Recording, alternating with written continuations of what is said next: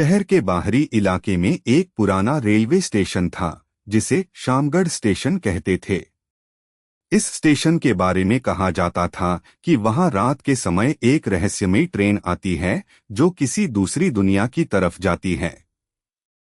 लेकिन कोई भी उस ट्रेन में चढ़ने की हिम्मत नहीं करता था।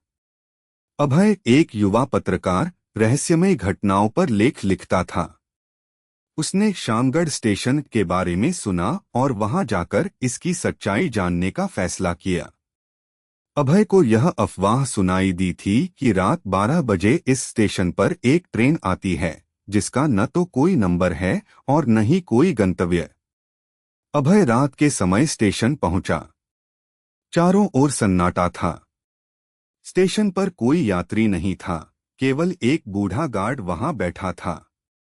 अभय गार्ड से ये ट्रेन की कहानी क्या है? गार्ड डरते हुए, बेटा, जो इस ट्रेन में चढ़ा वो कभी वापस नहीं आया। अगर जिंदा रहना चाहते हो तो यहां से चले जाओ। अभय ने गार्ड की बातों को अनसुना कर दिया। वह स्टेशन के एक पुराने बेंच पर बैठकर 12 बजे का इंतजार करने लगा। घड़ी में 12 बजते ही स्टेशन पर अचानक ठंडी हवा चलने लगी। आसमान में बादल घिर आए और एक धीमी धीमी सीटी की आवाज सुनाई दी। कुछ ही पलों में काले धुएं से घिरी एक पुरानी ट्रेन स्टेशन पर आकर रुकी। ट्रेन बेहद पुरानी थी, उसके डिब्बे जर्जर थे और खिड़कियों से अजीबोगरीब साए झांक रहे थे। ट्रेन से कोई यात्री नहीं उतरा, लेकिन दरवाजे अपने आप खुल गए। अभय मन में, क्या यह सचमुच दूसरी दुनिया की ट्रेन है? अभय ने हिम्मत जुटाई और ट्रेन के एक डिब्बे में चढ़ गया। ट्रेन के अंदर का माहौल बेहद अजीब था। डिब्बे के अंदर घुप अंधेरा था और केवल लालटेन की हल्की रोशनी थी। सीटों पर धूल जमी हुई थी और दीवारों पर अजीब निशान थे। अचानक ट्रेन चलने लगी। खिड़की से बाहर देखने पर अभय ने पाया कि ट्रेन अब जंगलों और पहाड़ों के बीच से गुजर रही थी। लेकिन यह रास्ता उसे बिल्कुल अजनबी लग रहा था। ट्रेन में अचानक एक ठंडी हवा का झोंका आया और अभय ने महसूस किया कि कोई उसके पीछे खड़ा है। उसने तुरंत पीछे मुड़कर देखा, लेकिन वहां कोई नहीं था। तभी एक सीट पर एक साया प्रकट हुआ। साया धीमी और गूंजती आवाज में, क्यों आए हो यहां? यह जगह तुम्हारे लिए नहीं है।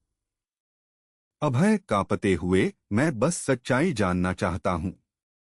साया हंसने लगा और बोला, हर सच्चाई जानना इंसानों के बस की बात नहीं।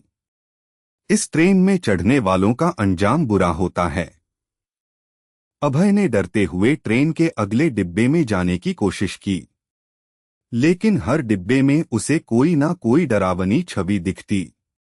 कोई खिड़की से झांक रहा था तो कोई हवा में लटका हुआ था।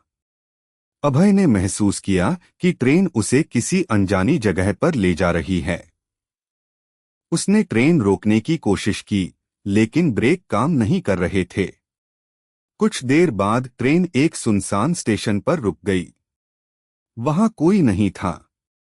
अभय ने देखा कि स्टेशन का नाम मृत्युलोक लिखा हुआ था। तभी ट्रेन का गार्ड उसके पास आया। गार्ड का चेहरा अजीब था, उसकी आंखें लाल और आवाज बेहद डरावनी थी। गार्ड, अब तुम वापस नहीं जा सकते। तुम्हें इस दुनिया का हिस्सा बनना होगा। अभय समझ गया कि वह फंस चुका है। उसने भागने की कोशिश की, लेकिन स्टेशन का हर रास्ता बंद था। अचानक अभय की आंखें खुलीं। वह स्टेशन के उसी बेंच पर था जहां उसने इंतजार किया था। वह पसीने से लथपथ था।